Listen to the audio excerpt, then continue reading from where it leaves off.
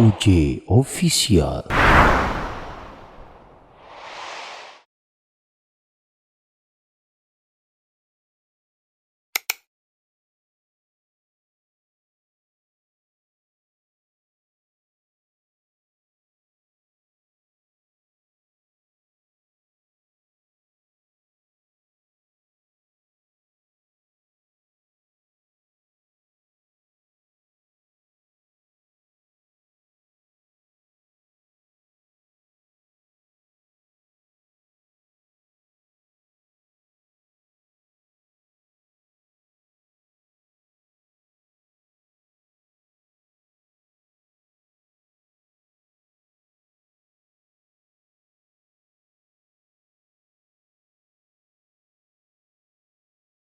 Alhamdulillah wassalatu wassalamu ala rasulillah amma ba' Ikhwan wa akhwat yang dirahmati oleh Allah subhanahu wa ta'ala, bersyukur kita kepada Allah subhanahu wa ta'ala, bersalawat kita kepada Nabi Muhammad sallallahu alaihi wasallam. Ikhwani fil aqidah, tanpa terasa kita sekarang sudah masuk pada bulan Sya'ban, bulan yang penuh dengan kemuliaan, bulan di mana Nabi sallallahu alaihi wasallam memperbanyak amal ibadahnya. Bahkan kata Aisyah Ummul Mukminin, Nabi Muhammad sallallahu alaihi wasallam ka'annama yasumu kullah, seakan-akan berpuasa. Bukan hanya sekedar berpuasa, satu bulan penuh Sya'ban ini Nabi sallallahu alaihi wasallam meningkatkan yang tadinya di bulan biasa dilakukan, di bulan Sya'ban pun bahkan lebih dari Rasulullah sallallahu alaihi wasallam. Maka apa kemuliaan bulan Sya'ban ini?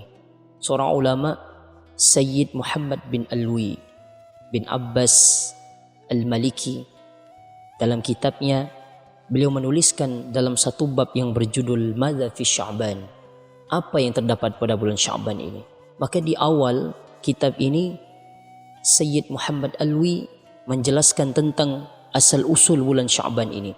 Beliau menukilkan dari pendapat berbagai ulama, summiya Sya'banun li'annahu yatasha'abu khairun kathir.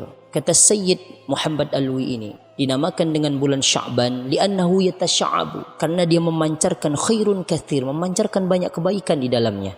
Wa qila annahu mushtaqqun min asy-sya'bu bi kathri asy-shin. Apa makna asy-sya'bu itu? Asy-sya'bu itu adalah tariqun fil jabali, jalan dalam gunung. Fa huwa tariqul khair, tidak lain dan tidak bukan adalah jalan kebaikan. Wa qila annahu min asy-sya'bu, dan dikatakan juga para ulama mengatakan Sya'ban ini dari asal kata asy-sya'bu, fahuwa al-jabaru, dalam artian makna adalah menambal. Wa yujbirullahu ta'ala kasrul qulub, maka Allah subhanahu wa ta'ala menambal kosongnya hati para hambanya di bulan Sya'ban. Ikhwani fil aqidah, maka bulan Sya'ban ini adalah bulan yang sangat mulia, yang bisa memancarkan banyak kebaikan. Jalan menuju satu kebaikan terdapat pada bulan Sya'ban ini. Bahkan Imam Abdurrahman As-Safuri dalam literasinya, dalam kitab monumentalnya yang berjudul Nuzhatul Majalis wa Muntakhabun Nafais, di situ beliau menjelaskan tentang per huruf tentang makna dari Sya'ban itu. Shin asy-syarafu, kemuliaan. Ain adalah al-ulu, tinggi, derajat yang tinggi. Ba al-birru, kebaikan. Dan alif al-ulmatu, kasih sayang. Kemudian nun adalah an-nur, cahaya. Berarti kalau kita gabungkan huruf-huruf ini, maka bulan Sya'ban ini adalah bulan penuh kemuliaan yang mengangkat derajat seorang hamba dengan kasih sayangnya Allah subhanahu wa ta'ala, dengan cahaya keimanan. Ikhwani fil aqidah, maka apalagi kita sekarang dalam keadaan di mana kita banyak diberikan ujian oleh Allah subhanahu wa ta'ala, wabah penyakit yang sampai sekarang masih menyelimuti kaum muslimin dimanapun berada. Maka tugas kita bukan lagi mencari siapa yang harus disalahkan, mengeluh-eluhkan setiap hari kita. Maka tugas kita mengisi kekosongan ini dengan banyak berikhtiar, bermuhasabah, menghitung-hitung diri kita.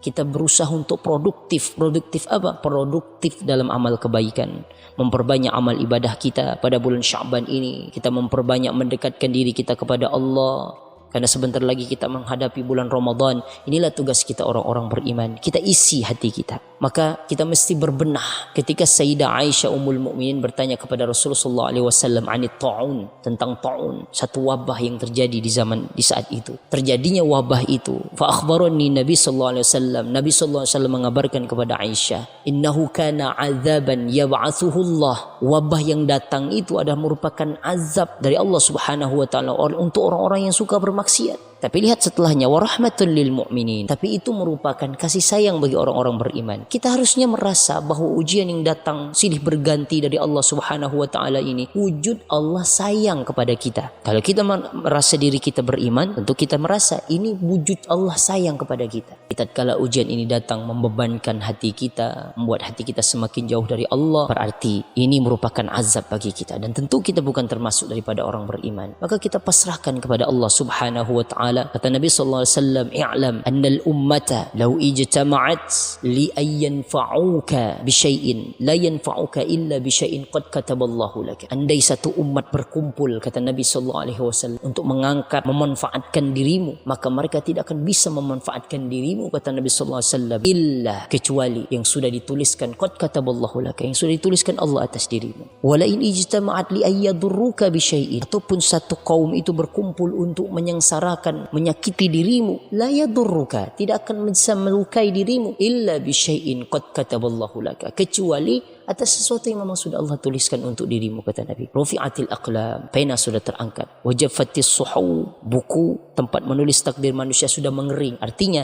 semua sudah ditakdirkan oleh Allah Subhanahu wa taala. Maka semua ini kita serahkan kepada Allah. Wa may yu'min billahi yahdi qalbah, kata Allah. Hanya orang-orang beriman kepada Allah sajalah yang diberi petunjuk dalam hatinya, diberikan kesabaran, diberikan keikhlasan. Maka ikhwani fil aqidah, mari kita lupakan banyaknya musibah ini. Bukan berarti kita melupakan Allah Subhanahu wa taala, tapi kita tidak menyibukkan kepada hal-hal dunia ini. Kita sibukkan hati kita dengan berzikir kepada Allah, bermuhasabah, memperbanyak amal ibadah kita. Tidak usah kita sibukkan tentang kehidupan orang lain. Tuba, kata Nabi sallallahu alaihi wasallam, sungguh beruntung liman syaghala aibuhu an uyubin nas. Dia lebih menyibukkan akan aibnya sendiri ketimbang aib manusia orang lain. Maka kita sibukkan dengan kekurangan diri kita. Kita perbanyak di bulan Sya'ban ini amal ibadah kita. Mudah-mudahan kita mendapat kemuliaan dari Allah Subhanahu wa taala, dan kita benar-benar siap menghadapi bulan suci Ramadan nanti.